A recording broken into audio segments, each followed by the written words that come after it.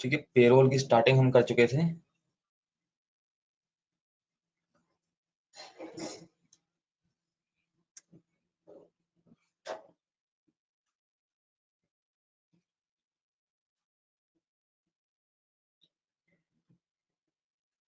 ठीक है, पेरोल की स्टार्टिंग कर चुके थे, अपनी वाली कंप्लीट कर लेंगे यहाँ से।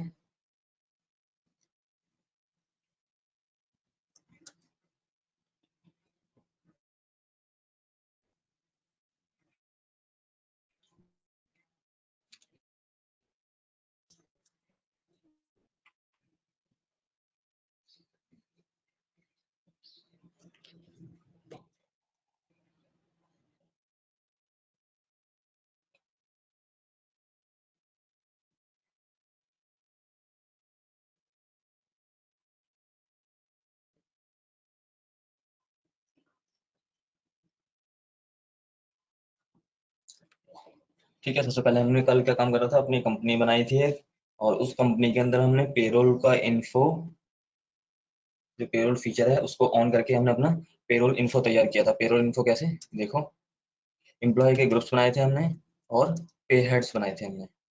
ठीक है, पे हेड्स में हमने कौन कौन से बना लिए थे, अलाउंस बना लिए थे, प्रोविडेंट फंड बनाया था, और बेसिक सैलरी बनाया था। ठीक है, आज हम इससे आगे करेंगे। ठीक है, ये सारा हमारा कल का है। ये 3 हमने एम्प्लॉय के ग्रुप्स बनाए थे, और पे हेड्स बनाए थे हमने कि किस किस नेम से या किस किस रूप में हम उसको एम्प्लॉय को सैलरी देंगे। आज हम क्या करेंगे, फाइनली अपने एम्प्लॉयज की क्रिएशन करेंगे। एम्प्लॉयज की क्रिएशन कैसे करेंगे, ठीक है, पेरोल इन्फो के अंदर आपको ऑप्शन मिल जाएगा एम्प्लॉयज का, तो यहाँ से आप एम्प्लॉयज क्रिएट करोगे। एम्प्लॉयज में आपको क्या क्रिएट करना है वो ध्यान दो।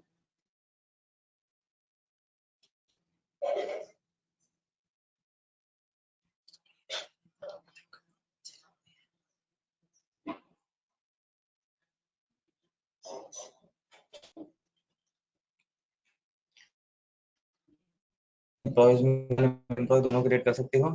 ठीक है, दोनों में डिफरेंस क्या है आपको अच्छी तरह पता है। ठीक है, सिंगल से आप एक व्यक्ति बनाओगे, और मल्टीपल से आप एक ही साथ एक ही लिस्ट में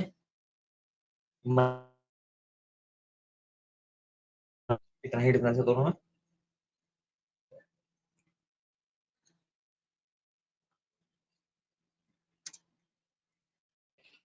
ठीक है, अब देखो यहाँ से इम्प्लॉय करोगे,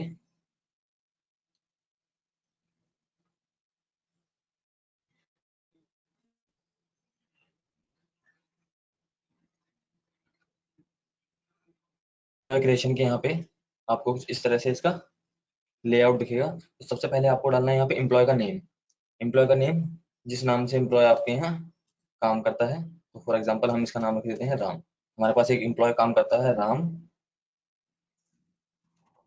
ठीक है,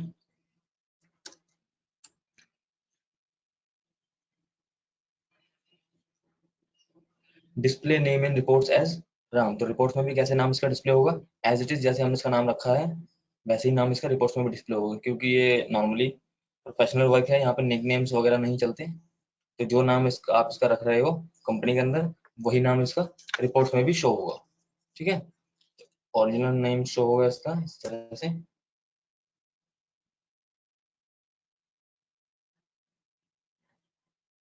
ठीक है, उसके बाद देखो, आप इसको रखना चाहोगे कि किसके अंडर आएगा, मीन्स आपके जो ग्रुप बनाए थे उन ग्रुप की लिस्ट आ जाएगी एम्प्लॉय के ग्रुप्स की। अब ये जो एम्प्लॉय आपने बनाया है राम, ये एम्प्लॉय किस ग्रुप के अंडर में आएगा वो आप यहाँ से सेट कर सकते हो। ठीक है, पहला हमारा अकाउंट्स ग्रुप था, दूसरा एचआर ग्रुप है, तीसरा मैनेजर्स ग्रुप है। तो ये आपका किस एम्प्लॉय के ग्रुप में है, हमारी कंपनी में जो 3 डिपार्टमेंट है किस तरह के डिपार्टमेंट में ये काम करता है, तो उसको हम लिख देंगे कि ये अकाउंट में काम करता है, ये उसमें काम करता है।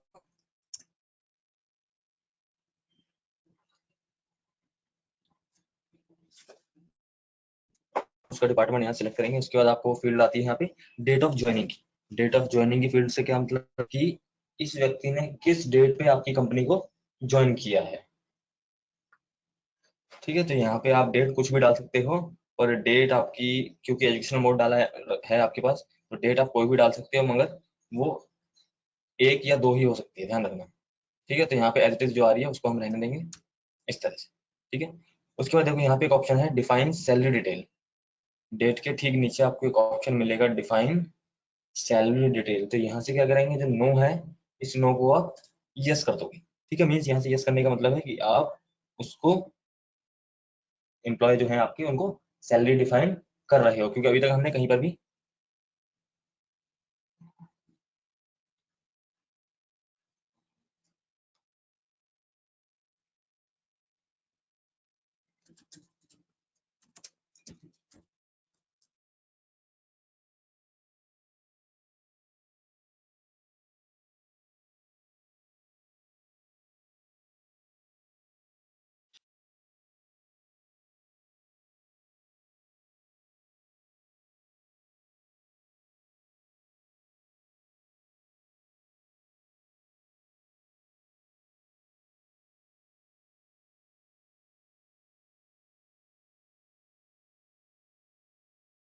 ठीक है। तो अभी तक हमने क्या करा है, सिर्फ इन्फॉर्मेशन क्रिएट करी है इनकी। अभी तक हमने सैलरी की डिटेल वगैरह कहीं पर भी नहीं डाली है। जैसे हमने पे हेड्स भी बनाए हैं, तो अभी तक हमने पे हेड्स में की कोई इन्फॉर्मेशन फीडअप नहीं करी है।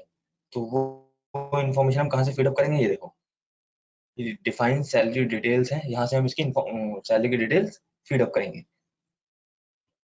तो यहाँ से आपको बाय डिफॉल्ट जो नो मिलता है, यहाँ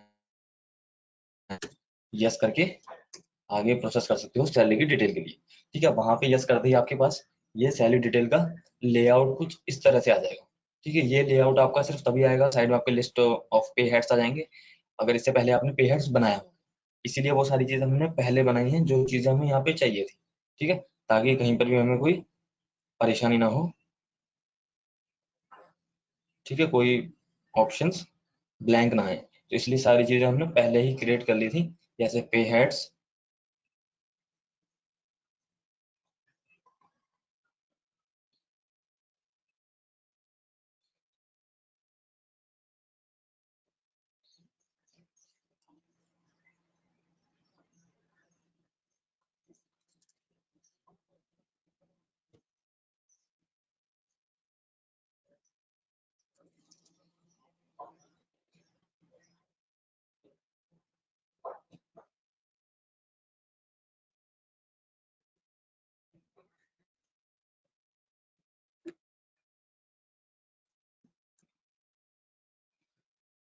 हाँ, ठीक है, सैलरी डिटेल की स्क्रीन सबको शो हो रही है यहाँ से।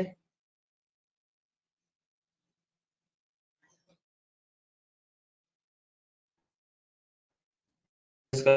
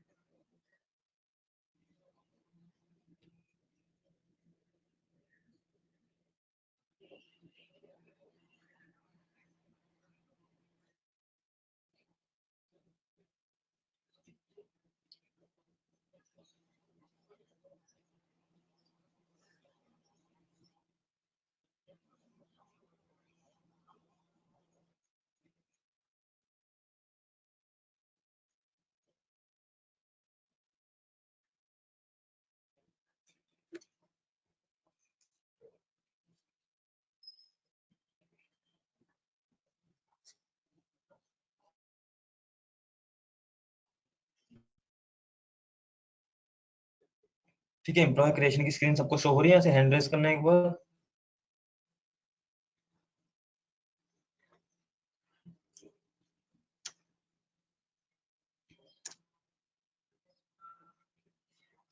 ठीक है, ठीक है।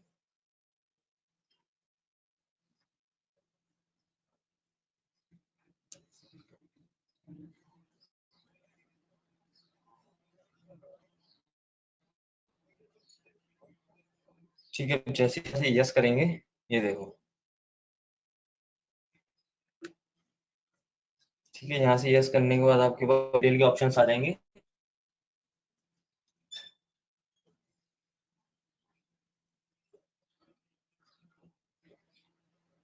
ठीक है, अब देखो सैलरी डिटेल का ऑप्शन आपके पास क्या क्या आएगा। सबसे ऊपर आपका नाम आ जाएगा एम्प्लॉय का, उसके नीचे अंडर वो किस ग्रुप में है वो नाम आ जाएगा। उसके बाद इफेक्टिव फ्रॉम की डेट आ जाएगी, मीन्स आप जो सैलरीज दे रहे हो ये कब से इफेक्टिव होंगी। ठीक है, और साइड में आपको यहाँ से लिस्ट ऑफ पे हेड्स आ जाएगी। ठीक है, तो सबसे पहले पे हेड हम कौन सा देंगे, एम्प्लॉय को पहले हम देंगे अपनी बेसिक सैलरी का पे हेड। ठीक है, तो बेसिक सैलरी सेलेक्ट करेंगे यहाँ से, और बेसिक सैलरी सेलेक्ट करते ही आपके पास यहाँ से रेट का ऑप्शन आ जाएगा।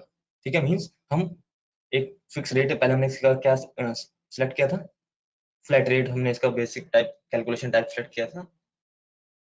तो फ्लैट रेट पे हम क्या करेंगे, रेट को सेट कर देंगे यहाँ से, फॉर एग्जांपल हम इसको 15,000 दे रहे हैं। ठीक है, तो यहाँ से 15,000 को सिलेक्ट कर देंगे और नेक्स्ट पे हेड पे आ जाएंगे। ठीक है, नेक्स्ट पे हेड हमारा कौन सा है, डेली अलाउंस। ठीक है, तो डेली अलाउंस क्या था हमारा, कंप्यूटर वैल्यू था, तो आपने इसको बस सिलेक्ट करना है। ऐसे ही ट्रैवलिंग अलाउंस है, तो ट्रैवलिंग अलाउंस में हमारा क्या था, कंप्यूटर वैल्यू था, उसके लिए हमें कोई वैल्यू सेट नहीं करनी है, वो भी ऑटोमेटिक आ जाएगा, तो हम उसको भी एड ऑन कर देंगे।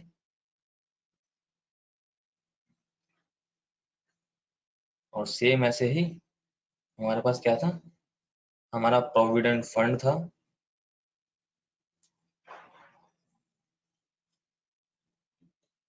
ठीक है, तो बस आपको यहाँ से बेसिक सैलरी की रेट सेट करनी है। क्यों, क्योंकि उसी को हमने कैलकुलेशन टाइप रखा था फ्लैट रेट, तो बस एक उसी की रेट हमें सेलेक्ट करनी है। बाकी सब तो हमारे पास कंप्यूटेड वैल्यू है, तो सबसे पहले बेसिक सैलरी सेलेक्ट करेंगे, उसकी रेट फिक्स करेंगे, उसका डेली अलाउंस, ट्रैवलिंग अलाउंस, और फिर उसके बाद करेंगे एंड में पीएफ को सिलेक्ट। ठीक है, जो हमारा प्रोविडेंट फंड है, और वो जो सैलरी में से बेसिक सैलरी में से डिडक्ट होता है। ठीक है, यहाँ तक सबको क्लियर है। ठीक है, ये आपकी सैलरी डिटेल का फॉर्मेट है। ठीक है, हर बार इसी तरह से भरी जाएगी, अब इसी में आप ओवर टाइम वगैरह भी एड ऑन कर देंगे बाद में।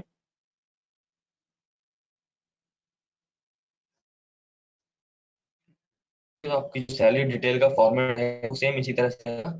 ठीक है, इफेक्टिव फ्रॉम की डेट पे बहुत जरूर ध्यान रखना है। अगर कोई व्यक्ति आपके पास मई से ज्वाइन अप हुआ है, तो उसकी डेट आपको मई का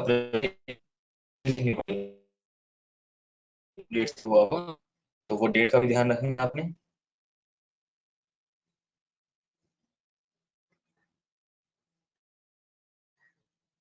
ठीक है, तो आपको ये ध्यान में रखना है कि यहाँ पे कोई और कोई दूसरा जो पे हेड है वो फ्लैट रेट पे ना हो, बेसिक सैलरी के अलावा। ठीक है, कहीं ऐसा हो रहा हो कि जो अलाउंस है उनकी कैलकुलेशन में आपने,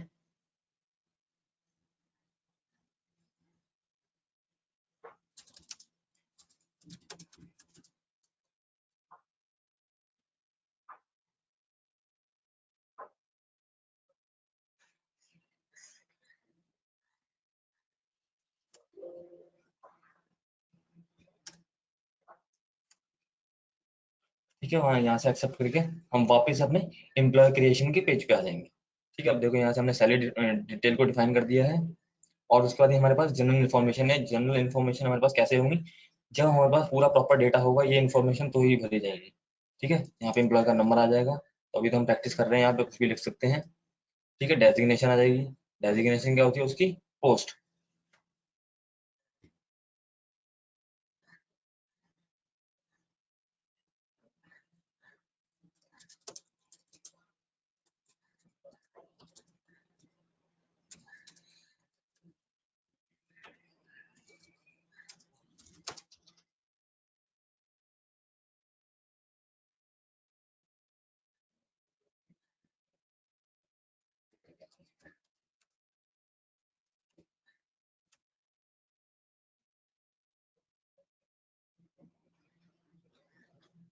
ठीक है, डेजिग्नेशन में आपके पोस्ट आ जाएगी कि अगर वो अकाउंट्स के अंदर है तो सीनियर अकाउंटेंट है, जूनियर अकाउंटेंट है।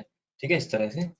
और फंक्शन में उसकी रोल एंड रिस्पॉन्सिबिलिटी आ जाएगी कि अगर वो अकाउंटेंट है, जो उसकी पोस्ट है, उस पोस्ट के अकॉर्डिंग वो क्या काम करता है, क्या फंक्शन करता है। लोकेशन, लोकेशन में उसका एरिया लोकेशन आ जाएगी कि वो किस एरिया में लोकेटेड है, जेंडर है, डेट ऑफ बर्थ है, ब्लड ग्रुप है, मदर्स फादर्स नेम है, यहाँ पे इन सब में ऑप्शंस आ जाएंगे।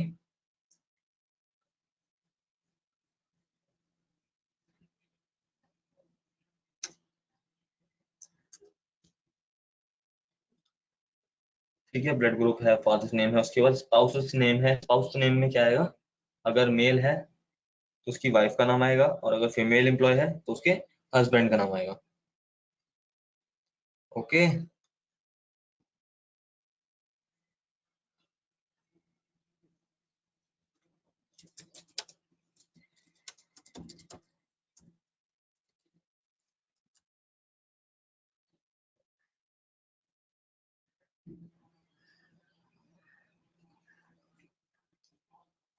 ठीक है, और एड्रेस में उसका प्रॉपर स्ट्रीट एड्रेस आएगा, मीन्स ऊपर जो लोकेलिटी था वहाँ पे तो उसका एरिया आ गया था, मेन एरिया वाइज, और एड्रेस में उसका प्रॉपर स्ट्रीट एड्रेस, गली नंबर, हाउस नंबर के साथ आएगा।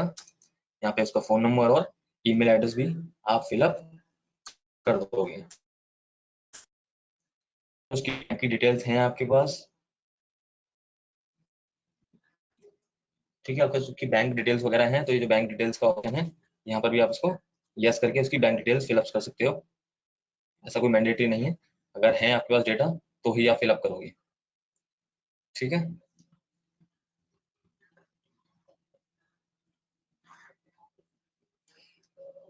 ठीक है, उसके बाद आपकी स्टैच्यूटरी डिटेल्स हैं सारी। ठीक है, ये भी आप इनको भी गलत फिलअप नहीं कर सकते। अगर आपके पास सही डेटा होगा, जो income tax number, pan number है, आधार नंबर है, अगर ये सही होगा तो ही आप आगे प्रोसेस कर पाओगे। अगर गलत डालते हो यहाँ पे प्रैक्टिस के लिए तो वो आगे प्रोसेस नहीं करेगा, एरर बता देगा। ठीक है, इसको यहाँ से एक्सेप्ट कर दोगे और इस तरह से आपका एक एम्प्लॉय बन के तैयार हो जाएगा। ठीक है, तो ध्यान दो, यहाँ पे एक एम्प्लॉय क्रिएट करने के लिए हम सबसे पहले उसका नाम डाला, उसका ग्रुप, डेट ऑफ ज्वाइनिंग लिखी, और उसके बाद सैलरी को डिफाइन किया कि पर एम्प्लॉय की सैलरी क्या है। तो फ्लैट रेट हमने रखी थी इसकी सैलरी के अकॉर्डिंग। तो हर एम्प्लॉय, जो भी हम एम्प्लॉय बनाएंगे, हर डिपार्टमेंट का जैसे एक एक बना रहे हैं या फिर हर डिपार्टमेंट का दो दो एम्प्लॉय बना रहे हैं, तो उन एम्प्लॉयज की सैलरी को हम प्रॉपरली यहाँ से डिफाइन कर सकते हैं।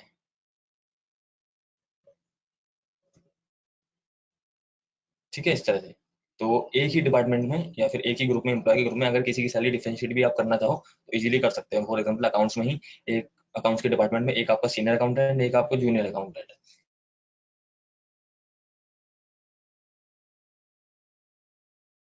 तो सीनियर की, ठीक है, तो ये दोनों काम आप इजीली एक साथ कर सकते हो। ठीक है, यहाँ तक किसी को कोई डाउट हैंड रेज करके पूछ सकता है, अगर एम्प्लॉय क्रिएशन में या पे हेड क्रिएशन में या फिर ग्रुप क्रिएशन में किसी को कोई डाउट हुआ हो अभी तक।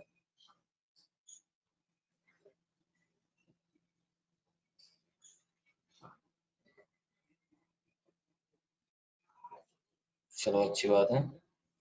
ठीक है, अब यहाँ से हमने क्या करा, ये एक एम्प्लॉय क्रिएट कर दिया।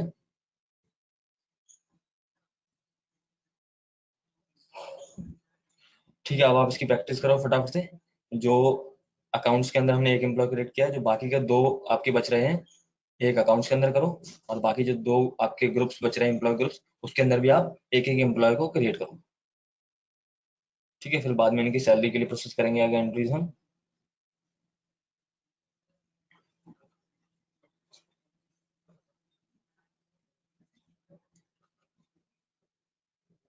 ठीक है, जो हमने 3 ग्रुप्स बनाए थे, उन ग्रुप्स के हर ग्रुप के अंदर एक एक एम्प्लॉय बनाना था। एक एम्प्लॉय हमने यहाँ से बना दिया है, 2 एम्प्लॉयज।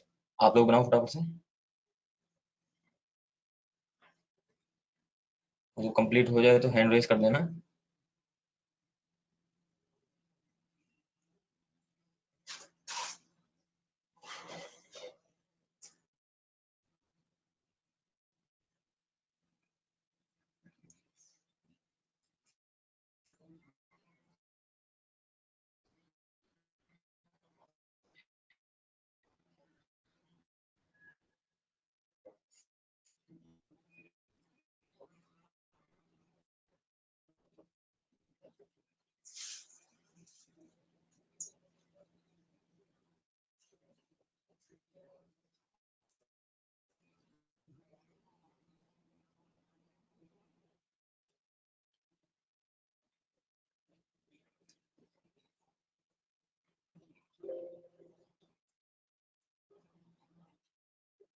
ठीक है, बाकी के जो ग्रुप बच रहे हैं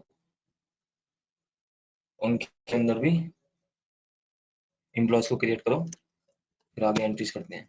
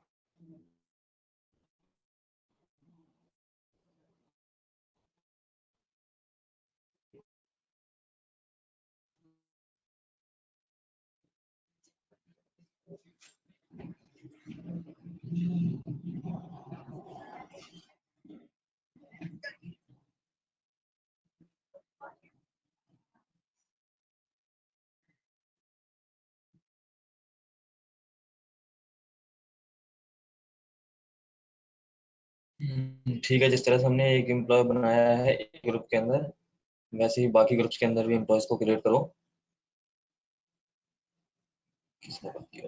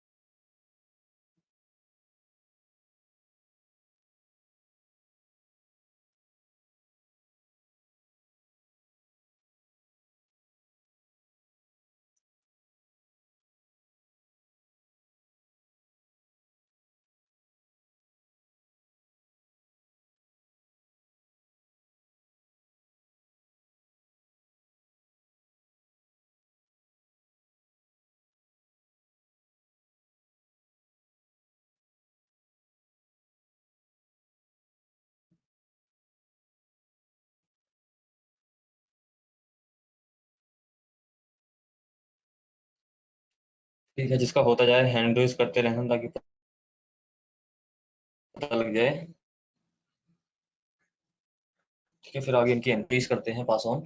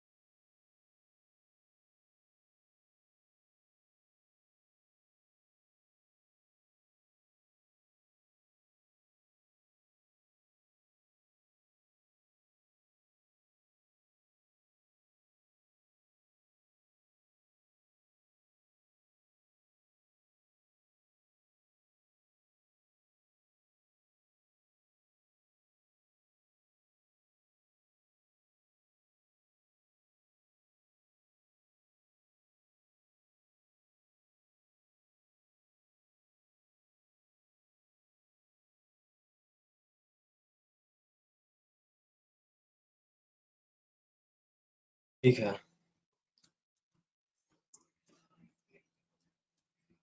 ओके, यहाँ तक सबका हो गया। ठीक है, हमने अभी तक सिर्फ इन्फॉर्मेशन क्रिएट करी है सारी, जैसे एम्प्लॉयज को बनाना, एम्प्लॉयज के ग्रुप्स को बनाना और पे हेड्स को बनाना। ठीक है, देखो एम्प्लॉयज की सैलरी डिफाइन करने का दूसरा तरीका आपका यहाँ से है। पेरोल इन्फो के अंदर आपको एक अलग से भी ऑप्शन दिया जाता है सैलरी डिटेल का। तो यहाँ पे सैलरी डिटेल पे जाके भी आप सैलरीज को डिफाइन कर सकते हो। ठीक है, इस तरह से आपने जो एम्प्लॉयज वगैरह बनाए हैं, जो ग्रुप्स बनाए हैं, वो सारे यहाँ पे शो होंगे। तो अगर आप चाहते हो कि पूरे ग्रुप्स के लिए सैलरी को डिफाइन करना है तो वो भी कर सकते हो आप। और अगर आप चाहते हो आप कि सिर्फ एम्प्लॉयज के लिए सैलरी को डिफाइन करना है तो एम्प्लॉयज को यहाँ सेलेक्ट करोगे इस तरह से। ठीक है, आप एम्प्लॉयज के लिए भी सैलरी डिफाइन कर सकते हो और पूरे ग्रुप के लिए भी कर सकते हो। ग्रुप के लिए कैसे, देखो पीछे हम वापस जाते हैं यहाँ पे, और यहाँ से हम किसी ग्रुप को सिलेक्ट कर लेते हैं, जैसे एचआर को सिलेक्ट कर लेते हैं हम। ठीक है, एचआर ग्रुप को इस तरह से। तो आप पूरे ग्रुप के लिए भी यहाँ से सैलरी डिफाइन कर सकते हो। ठीक है, कि इफेक्टिव फ्रॉम की डेट आ जाएगी और पे हेड्स के अंदर आपके बेसिक पे उसकी डिटेल वगैरह आ जाएंगी। ठीक है, तो इस तरह से आप पूरे ग्रुप को भी कर सकते हो। तो आपको पर एम्प्लॉय को सैलरी डिफाइन नहीं करनी पड़ेगी। जैसे एक एचआर का ग्रुप है हमारे पास, तो एचआर में क्या है, कोई सीनियर जूनियर नहीं है। मान लो हमारी कंपनी के अंदर जो एचआर का डिपार्टमेंट है उसके अंदर कोई सीनियर या फिर कोई जूनियर नहीं है। तो वहां पे क्या होता है, सबको सेम सैलरी जाती है। तो सेम ग्रुप, आप एक ग्रुप रखोगे, पूरे ग्रुप को डिफाइन कर दोगे सैलरी, तो आपको थोड़ा सा आपका काम बच जाएगा। क्यों? क्योंकि जब आप एम्प्लॉय क्रिएट करोगे तब आपको सैलरी डिफाइन नहीं करनी पड़ेगी बार बार। आपको बस एक बार करनी पड़ेगी यहाँ ग्रुप में और खत्म। आपको बार बार डिफाइन, राम इस एचआर के अंदर है या श्याम एचआर के अंदर है तो उसकी सैलरी अलग है, उसकी सैलरी अलग है। जब सबकी सैलरी सेम है तो बस एक ही बार डिफाइन कर दो यहाँ से और हमारा काम बन जाएगा।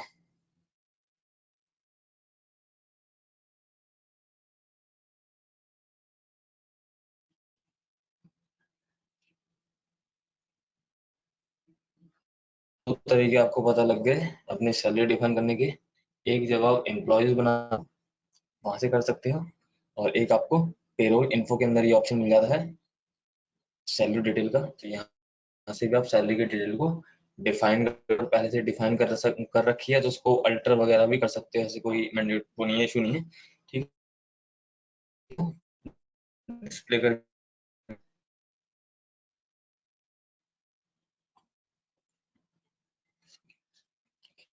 ओके, अब आते हैं हम ट्रांजैक्शन के पार्ट के अंदर। ट्रांजैक्शन के पार्ट के अंदर हम क्या करेंगे, अभी तक हमने जो इन्फॉर्मेशन तैयार की है पेरोल इन्फो के अंदर, उन सबकी एंट्रीज पास ऑन करेंगे। तो इन्फॉर्मेशन अभी हमने किसकी तैयार करी है, पेरोल इन्फो की। तो हम एंट्रीज भी हम कहाँ पे करेंगे, पेरोल वाउचर के अंदर। ठीक है, तो सेम इन्फॉर्मेशन के हमें सेम वाउचर्स दे रखे हैं सेम नाम से। जैसे अकाउंट्स इन्फो के हमें अकाउंटिंग वाउचर दे रखी है, इन्वेंट्री इन्फो के हमें इन्वेंट्री वाउचर्स दे रखे हैं। ठीक है, तो ऐसे ही पेरोल इन्फो के हमें पेरोल वाउचर्स दे रखे हैं।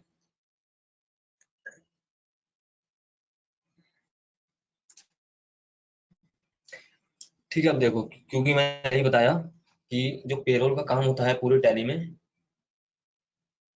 पेरोल का पूरा काम टैली के अंदर क्या होता है, सिर्फ सैलरीज की एंट्री को प्रोसेस करना। तो देखो आप यहाँ पे वाउचर में देखोगे तो आपको कुछ भी नया ऐसा ऑप्शन नहीं मिलेगा कि क्वांटिटी क्या है, रेट क्या है, ठीक है, टोटल अमाउंट क्या है, नेम ऑफ आइटम क्या है। ठीक है, क्यों? क्योंकि उनकी यहाँ पे जरूरत ही नहीं है। यहाँ पे सिर्फ एंट्रीज पास ऑन होंगी। एक ऊपर आपका अकाउंट सेलेक्ट करा जाएगा किस अकाउंट से आप पे कर रहे हो, और नीचे आपके एम्प्लॉयज की लिस्ट आ जाएगी कि किन किन एम्प्लॉयज को हम पे कर रहे हैं। That's it.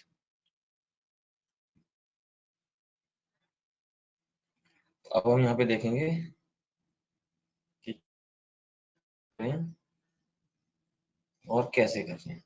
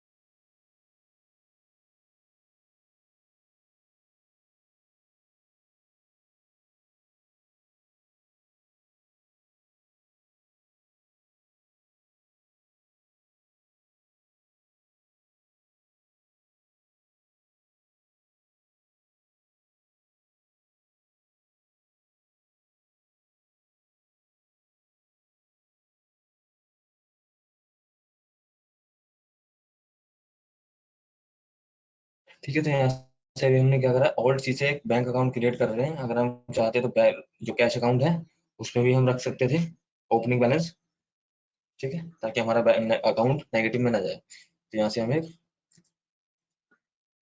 Bank account create कर देते हैं।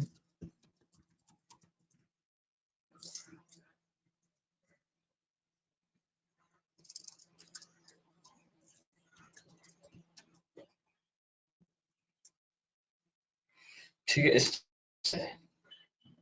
और इसका ग्रुप क्या रख देंगे, बैंक अकाउंट, इसका ग्रुप रख देंगे यहाँ से। ठीक है, उसके बाद यहाँ पे अकाउंट नंबर वगैरह आ जाएंगे, इन सबको फिलअप करना है आपने। तो अकाउंट नंबर आप कुछ भी रख सकते हो अपने अकॉर्डिंग।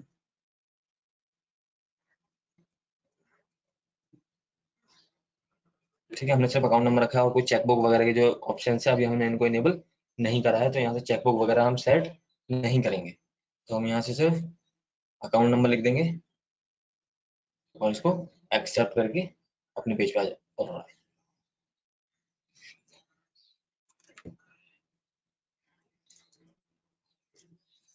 ठीक है, यहाँ से हमें एक काम और करना था, इसका ओपनिंग बैलेंस भी रखना था हमें यहाँ से।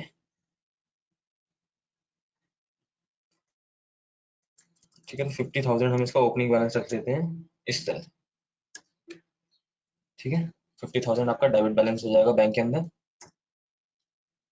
ठीक है, अब देखो जब ये एसबीआई जो अकाउंट हमने सेलेक्ट कर रखा है यहाँ पे, ठीक उसी के नीचे करंट बैलेंस भी आपका शो हो जाएगा कि करंट बैलेंस आपका कितना है। तो अभी हमने 50,000 रखा है, तो अभी तक हमने कोई एंट्री पे नहीं करी है, आगे प्रोसेस नहीं करी है, तो इसलिए हमारा सेम अकाउंट बैलेंस आ रहा है करंट बैलेंस के रूप में। ठीक है, अब देखो एंट्रीज कैसे होंगे। अब वो अकाउंट तो हमने सेलेक्ट कर लिया जिस अकाउंट से हम पे कर रहे हैं। ठीक है, अब यहाँ पे हम क्या करेंगे, जैसे एम्प्लॉय हमारा सिंपल लिस्ट आ गया हमारे पास, एम्प्लॉयज की राम की लिस्ट आ गई। ठीक है, तो ध्यान दो कि दो तरह से आप सैलरी दे सकते हैं एम्प्लॉयज को, मैनुअल तरीके से और एक ऑटोमेटिक तरीके से। ठीक है, अब देखना आपको है कि कौन सा तरीका आप फॉलो करते हो। अगर आप वेजेस पे कर रहे हो यानी कि दिहाड़ी पे कर रहे हो वेजेस, तो आप मैनुअल तरीके से पे कर सकते हो। ठीक है, मैनुअल तरीका उसमें सही होता है क्योंकि बेसिक सैलरी में क्या होता है, सॉरी, वेजेस में क्या होता है कि आपके अलाउंस वगैरह नहीं दिए जाते, सिर्फ बेसिक पे दिया जाता है और सिर्फ बेसिक पे की ही एंट्री होती है। ठीक है, बट जब आप वर्कर्स को दिया जाता है नॉर्मली, पर जब आप एम्प्लॉयज को सैलरी दे रहे हो तो वहां पे आप ऑटोमेटिक वाला तरीका यूज करोगे। ठीक है, तो पहले हम मैनुअल तरीका देख लेते हैं कैसे। मैनुअल तरीका कुछ खास नहीं है, सिर्फ एम्प्लॉय को सिलेक्ट करना है, बेसिक सैलरी को सिलेक्ट करना है और यहाँ पे उसकी बेसिक सैलरी लिख देनी है, जितनी भी है इतनी, इस तरह से। ठीक है, ऐसे ही उसके बाद यहाँ पे दूसरा एम्प्लॉय सेलेक्ट करना है। ठीक है, ऐसे यहाँ पे दूसरा एम्प्लॉय सेलेक्ट करना है और उसकी बेसिक सैलरी ऑप्शन में आप मल्टीपल एम्प्लॉयज के लिए एंट्री प्रोसेस, ये आपका वेजेस का है। ठीक है, तो इसको हम क्या करते हैं, अभी सेव नहीं कर रहे हैं वाउचर को।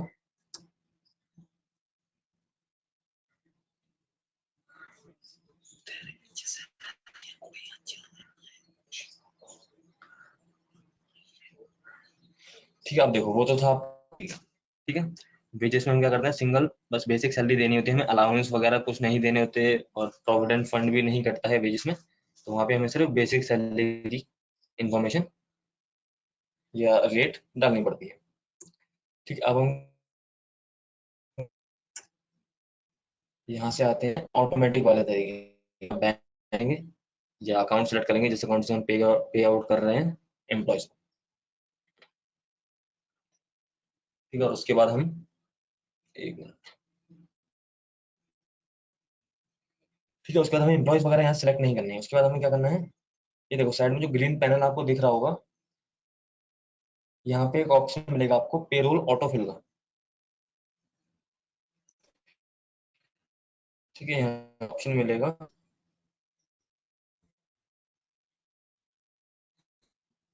ठीक है, ये देखो ये ऑटो फिल का ऑप्शन है। हाँ, पेन भी शायद से चल रही है इसमें। ठीक है, शॉर्टकट भी लिख रखा है आपके पास यहाँ पे।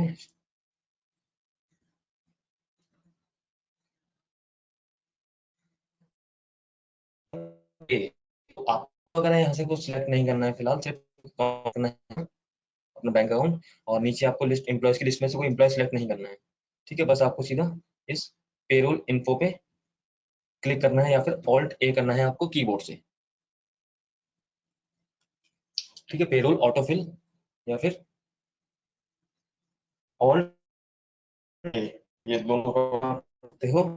ठीक है, उसके बाद देखो यहाँ से आपको ऑप्शंस आ जाएंगे पेरोल ऑटोफिल के। ऑप्शन है प्रोसेस फॉर, यानी कि आप किस चीज के लिए प्रोसेस कर रहे हो। ठीक है, तो यहाँ से आपको सेलेक्ट करना है सैलरी, कि हम प्रोसेस कर रहे हैं जो पेरोल का ऑटोफिल हम बना रहे हैं, ये किसके लिए बना रहे हैं, सैलरी के लिए बना रहे हैं।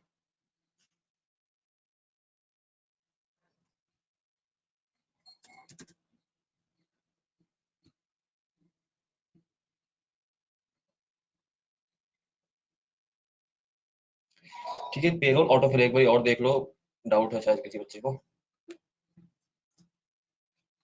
ठीक है, देख सबसे पहले हमने यहाँ पे अपना अकाउंट सेलेक्ट करा है सबसे ऊपर।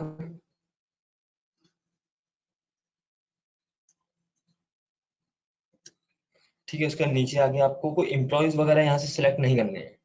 ठीक है, सीधा आपको यहाँ साइड में आना है, ये जो ग्रीन पैनल आपको दे रखा है साइड में, यहाँ से आपको ये ऑप्शन मिलेगा पेरोल ऑटोफिल का ऑप्शन, शॉर्टकट की है इसकी ऑल्ट ए। तो पेरोल ऑटोफिल पे जैसे आप क्लिक करोगे तो आप सीधा आ जाओगे इस लेआउट पे। ठीक है, पेरोल ऑटोफिल का जो लेआउट है। ठीक है, यहाँ पे आपको एक दो ऑप्शन दे रखे हैं, इन ऑप्शंस को बस आपको फिलअप करना है यहाँ से। यहाँ से तो क्या है कि आप जो ये पेरोल ऑटोफिल बना रहे हो ये किस प्रोसेस कर रहे हो, तो हम यहाँ सेलेक्ट कर देंगे कि ये हम सैलरी के लिए प्रोसेस कर रहे हैं। सैलरी कर रहे हैं। ठीक है, उसके बाद कोई डेट कौन सी पे आप, एक है हमारे यानी कि daily और एक डेट है। तो अप्रैल के मंथ के लिए थोड़ा सा इशू हो जाता है इसमें।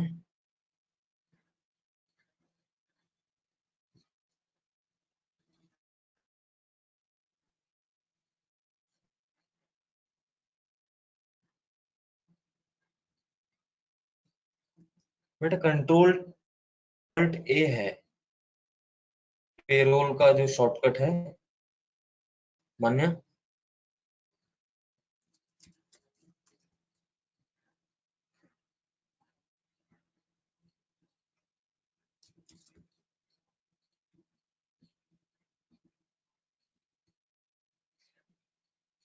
ठीक है, तो यहाँ पे जो अप्रैल की डेट है, इसकी डेट का थोड़ा सा इशू है, तो हम यहाँ पे मई के लिए एंट्री प्रोसेस करना शुरू करेंगे। ठीक है, अप्रैल में डेट का इशू है क्योंकि 30 तारीख को लेता नहीं है वो, इस तरह से। ठीक है, मई का मंथ है, इस मंथ के लिए हम एंट्री को प्रोसेस करेंगे, यानी कि 1 मई के हम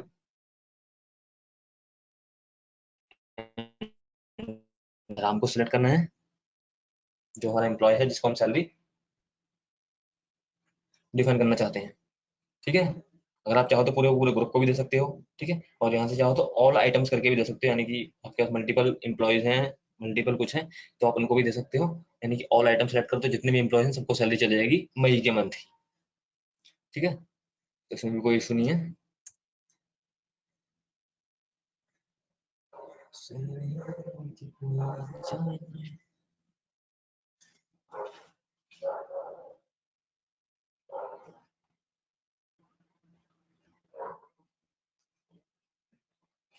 ठीक है, एम्प्लॉय के नाम के बाद या एम्प्लॉय के सिलेक्शन के बाद आपको शॉर्ट बाय का मेथड आ जाएगा, शॉर्टिंग मेथड। शॉर्टिंग मेथड ज्यादातर एम्प्लॉय के नेम के अकॉर्डिंग करना है, क्योंकि एम्प्लॉय का नंबर हमें याद नहीं रहता। ठीक है, तो एम्प्लॉय के नेम के अकॉर्डिंग ठीक रहता है, या फिर जैसे आपको अगर पूरा डेटा दिया जाता है उसमें एम्प्लॉयज के नंबर है, तो आप एम्प्लॉयज के नंबर के अकॉर्डिंग कर सकते हो। ठीक है, नो इशू।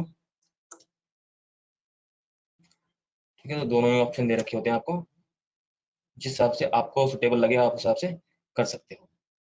ठीक है, उसके बाद यहाँ से पेरोल या कैश का लेजर आ जाएगा, तो लेजर यहाँ से आप एसबीआई को सिलेक्ट करोगे इस तरह से, और ये एंट्री पास हो जाएगी। जैसे ही एसबीआई को सिलेक्ट करके एंटर करोगे तो आप सीधा पेरोल के वाउचर पे आके इस तरह से एंट्री फिलअप हो जाएगी। ठीक है, अब देखो यहाँ पे चेंजेस क्या क्या मिले। सबसे ऊपर आपको यहाँ से जो पेरोल का वाउचर है, यहाँ पे पेरोल ऑटोफिल ब्रैकेट में सैलरी लिखा हुआ आ जाएगा।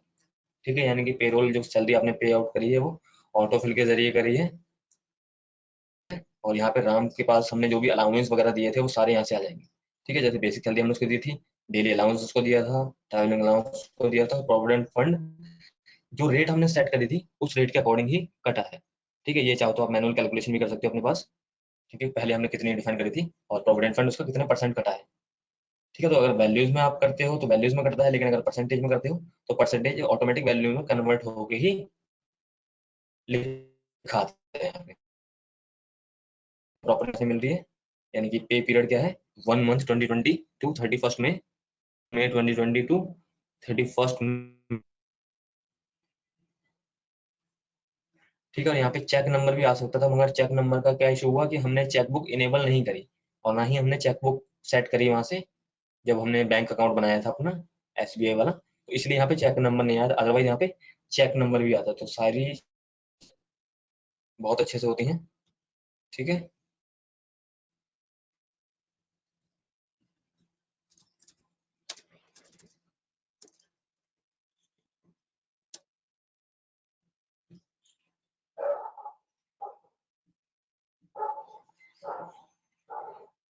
संजय, कुछ फिल ही नहीं हो रहा। शायद आपने सेम मंथ की सैलरी 2 बार दे दी है। अब जैसे मैंने राम को मई की सैलरी देगा, मैं राम को मई की सैलरी दोबारा दूंगा तो ये सारा ऑप्शंस खाली आएंगे। ठीक है।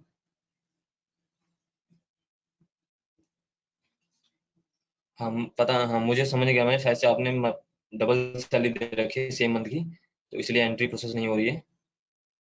ठीक है, एक बार चेक कर लो, फिर भी कोई डाउट आता तो पूछना। ठीक है, इस तरह से हम पूरी सैलरी प्रोसेस कर सकते हैं यहाँ से। उसके बाद कुछ खास नहीं करना है आपको, इस वाउचर को बना के यहाँ से सेव करना है। चेक की रेंजेस आप चाहो तो यहाँ से भी डिफाइन कर सकते हो। ठीक है, और क्योंकि चेक हमने बनाए नहीं तो नॉट एप्लीकेबल आएगा बाय डिफॉल्ट। ठीक है, इस तरह से यहाँ से आपको ये एक्सेप्ट करना है, वाउचर बन के तैयार हो गया।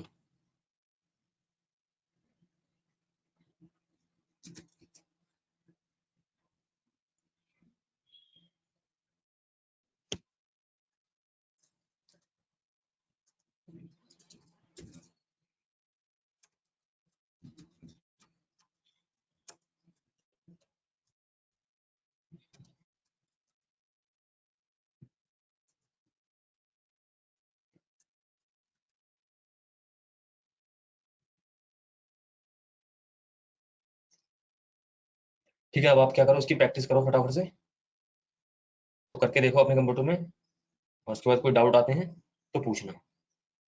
ठीक है, जैसे संजय भी कर रहे हैं अपने कंप्यूटर में, तो उनको थोड़े बहुत डाउट आ रहे हैं, तो अगर आपको भी कोई डाउट्स आते हैं तो आप इजीली क्वेश्चन पैनल में लिख के क्वेश्चन पूछ सकते हो मुझसे।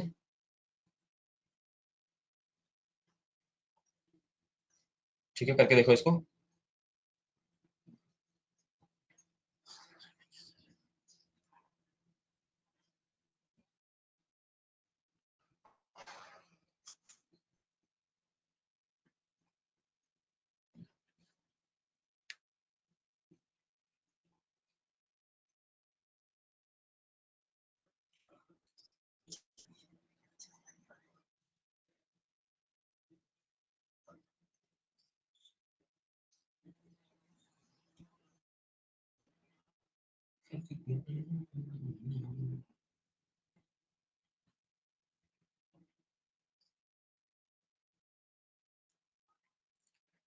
ठीक है, कई ऑप्शंस में जब खुद करोगे तभी समझ में आएंगे, इसलिए ध्यान से करना, क्योंकि जब तक आप खुद नहीं करोगे तब तक आपको खुद समझ नहीं आएगा। वो जैसे एक बच्चा कर रहे हैं तो उनके में डाउट आ रहे हैं, क्योंकि उनके में ये जो बेसिक सैलरी का अमाउंट वगैरह है वो सब कुछ जीरो आ रहा है।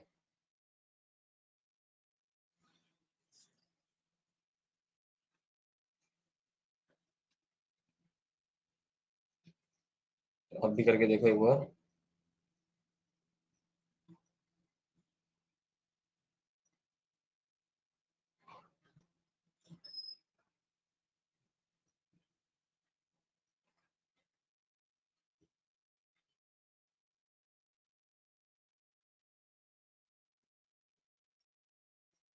Hello sir. हेलो। हाँ बोलो संजय। हाँ सर, ये तो वो कोई पे हेड ही डिफाइन नहीं कर रहा, वो पे हेड ही नहीं ले रहा, एकदम बाउचर ब्लैंक आ रहा है सीधा। तो पे हेड्स आपने बनाए थे पहले? बनाए थे सर।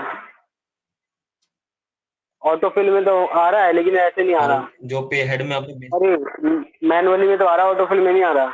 ये बेसिक ये बेसिक सैलरी वगैरह हेडिंग नहीं आ रही? नहीं आ रही सर। तो जो बनाया है एम्प्लॉय एम्प्लॉय को सैलरी डिफाइन करी थी सर। देखो एक बार जाके। एक मिनट सर। डिफाइन नहीं हुई है इसका मतलब। सर अगर हम ऐसे करें कि जो एम्प्लॉयज बनाए थे वहां से सैलरी डिफाइन ना करके जो उसमें ऑप्शन दे रखा है सैलरी डिफाइन का, उससे करी हो तो डिफाइन तो हो जाती है ना वो।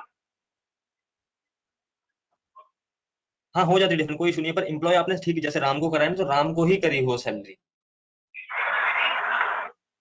जैसे कि सर जैसे राम है, राम को राम सैलरी एक बनाई। राम एक मैनेजर है, तो मैंने मैनेजर्स की कैटेगरी की पूरी सैलरी डिफाइन कर दी। राम अंडर मैनेजर में आ गया तो उसकी तो ऑटोमेटिकली वो फिल हो जाएगी वो तो, या मैनुअली दोबारा करनी पड़ेगी?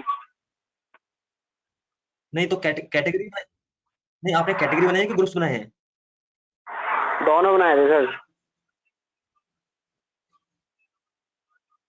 अच्छा दोनों बनाए, तो आपको ग्रुप की सैलरी डिफाइन करनी है, कैटेगरी की नहीं करनी।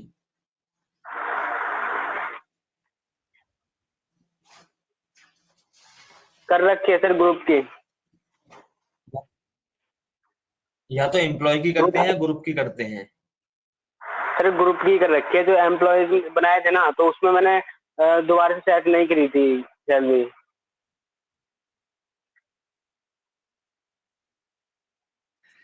अच्छा देखो, सबसे पहले आपने ग्रुप बनाए, हाँ जी उसके सर। बाद पे हेड बनाए, हाँ। उसके बाद जब एम्प्लॉय क्रिएट करा तो वहां से आपने सैलरी डिफाइन कर दी। किस मैंने मंथ जो सीधा सैलरी यहाँ से डिफाइन करी है, सैलरी वहां ज्वाइन मंथ कौन कर सा दी। डाला स्टार्टिंग डेट? 1 अप्रैल। और जो एंट्री कर रहे हो वो कब से है? 1 अप्रैल की? वो मैं जुलाई की पहले मई की करा तो मई की भी नहीं हो रही, फिर जुलाई की कर रहा हूँ तो जुलाई की भी नहीं हो रही। जुलाई की तो पता नहीं, मई की हो जाती है एंट्री, बढ़िया। देखो मेरे में तो आराम से हुई है, एक सर कोई इशू नहीं है।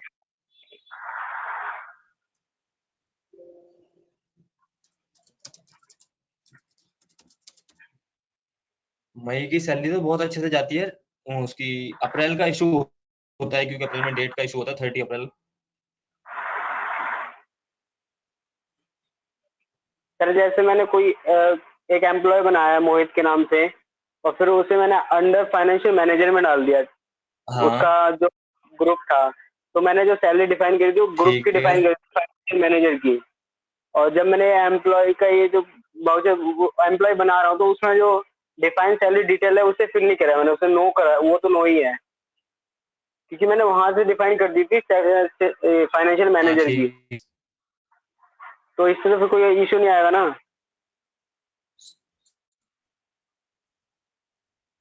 कोई इशू या आना तो फिर नहीं यहाँ चाहिए। एक तो आप एक काम करो, पता है, एक एम्प्लॉय और बनाओ, और उसको सैलरी, उसकी सैलरी ग्रुप में डिफाइन मत करना, उसकी सैलरी सिंगल डिफाइन करना। अच्छा ठीक है सर। फिर बताना कि उसमें कोई इशू आ रहा है कि ग्रुप वाले में आ रहा है या फिर सिंगल वाले में आ रहा है। बनाता हूँ सर। ठीक है। बना रहा हूँ सर। क्योंकि हमारे पास तो ऐसा कोई इशू नहीं आ रहा, एक मिनट मैं भी बना लेता हूँ फटाफट से।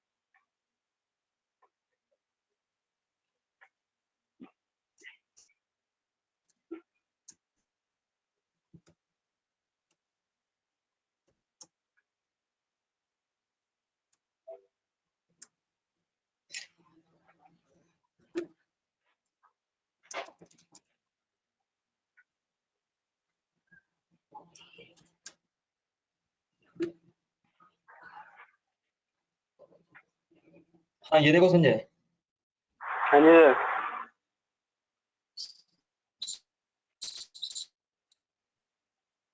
जब आप डिफाइन कि उसकी वजह से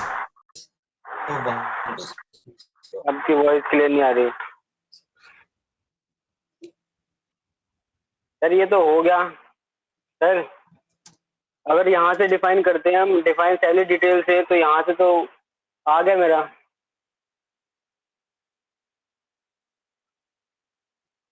हेलो। हाँ, यहाँ से ना कॉपी फ्रॉम एम्प्लॉय ग्रुप आ रहा है, तो एम्प्लॉय ग्रुप से कॉपी कर लेनी है उसको। यहाँ से, हाँ हाँ, वहाँ से कॉपी किया था मैंने। अगर मैं हाँ, यहाँ एम्प्लॉय से, ग्रुप से कॉपी कर लेना है उसको। हाँ तो बस, और फिर मतलब जितना ही, उसके बाद हो जाएगा। हाँ, जितना ही मैंने ग्रुप में डिफाइन किया था वो पूरा मुझे यहाँ कॉपी करना पड़ेगा सारे एम्प्लॉयज में? सबका ही करना पड़ेगा सर, तभी आएगा?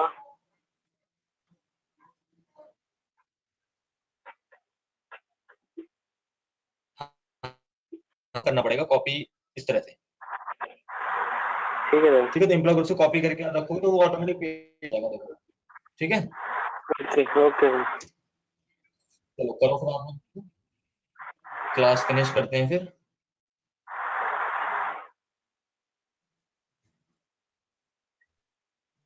बाकी अगर इससे रिलेटेड कोई और भी डाउट आता है कल परसों में, तो वो भी पूछेंगे हम नेक्स्ट क्लास में, ठीक है।